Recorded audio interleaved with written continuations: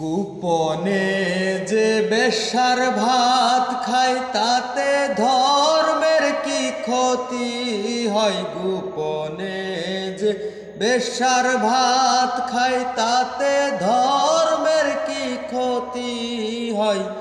লালন বলে জাতকারে কয়, লালন বলে জাতকারে কয়, সে কথা ভেবে বলো না। জাত গেল বলে।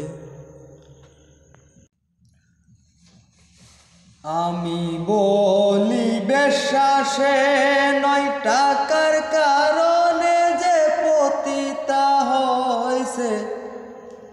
আসল বেশ্যা তারাই তো হয়, আসল বেশ্যা তারাই তো হয়।